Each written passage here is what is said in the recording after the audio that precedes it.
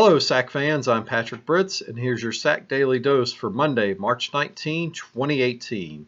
Hope you all had a great weekend, and I'm sure the bracket for your Division I men's tournament is as busted as mine, so we could all just enjoy the madness from now on. Here's what's happening today.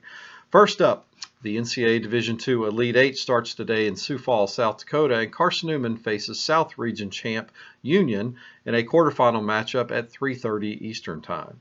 A pair of Eagles were honored over the weekend as SAC Co-Player of the Year Harris Price was named the Division II CCA All-America team, and SAC Tournament and NCAA Southeast Region Tournament MVP Micah Wester was named to the Honorable Mention D2 CCA All-America team.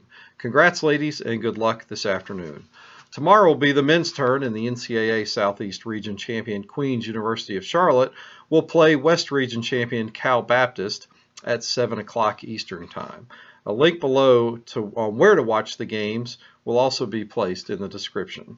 On Friday, the NABC announced its all-district teams, and the SAC is well represented. Charles Clark from Carson-Newman, Todd Withers from Queens, and Dorian Pinson and Emmanuel Terry from LMU were all named to the first team, and Trayvon Shaw from LMU was named to the second team. Josh Schertz from LMU was named District Coach of the Year. You can find more about these honors on our homepage, thesac.com. Next up, unless you've been under a rock all weekend, you know UMBC had a huge win over Virginia in the men's Division I tournament on Friday night, becoming the first ever 16 seed to beat a 1 seed in the men's tournament. What you may not know is the head coach of UMBC, Ryan Odom, was the head coach at Lenoir-Rhyne for 1 year in 2015-16. During that season, he coached SAC Player of the Year Keenan Palmore and also guided the Bears to the NCAA Regional Championship game as the number 7 seed. Even though UMBC ran out of steam last night against K-State in the second round, I think it's fair to say Ryan can flat out coach. Congrats to our former SAC colleague. As a side note, just remember, Harvard women accomplished the same feat in 1998 when it defeated number 1 seed Stanford as a 16 seed in the Division I women's tournament. So make sure when you're discussing this, you don't make the mistake of saying UMBC was the first ever 16 seed to win a tournament game. On Friday, we announced our men's and women's outdoor track and field preseason polls and watch lists as the track seasons shift from indoor to outdoor. Queens, Wingate, and Lenoir-Rhyne were picked first, second, and third in both polls, and it was announced that the SAC Outdoor Championships will be held at Irwin Belk Complex on the campus of J.C. Smith in Charlotte on April 19 and 20. We had to move the location and amend the dates slightly due to some unforeseen issues with the track at Lenoir-Rhyne. You can find out more about these preseason polls and our watch list at our homepage, thesac.com. Finally today, while not an official SAC sport, we would be remiss if we did not congratulate the Queens men's and women's swimming teams on winning their 4th consecutive national team titles over the weekend.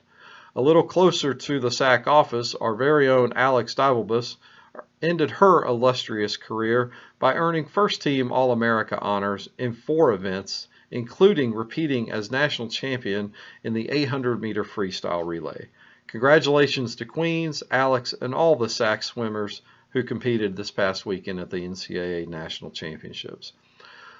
We also had several spring sport results over the weekend, way too many to go over in this brief SAC Daily Dose, but you can always go to our homepage, thesac.com, and find the results. We've got about a month and a half left in some sports and about a month left in others, so the regular season competition and play is heating up in the SAC and spring sports. Now, for everyone's favorite part of the show, the famous sports quote. A real simple one today from NBA and college basketball Hall of Famer Kareem Abdul-Jabbar, also known as Lou Alcindor. You can't win unless you learn how to lose. Thought this was appropriate since so many seasons are ending right now with losses in the NCAA championship events. You can find links to all the stories I discussed in the description below and more on our homepage, thesac.com. Make sure you give us a thumbs up, hit that subscribe button, and leave us a comment or two. We'd love to get that feedback. Be sure you join us again for the next installment of the SAC Daily Dose on Wednesday. Have a great week, everyone.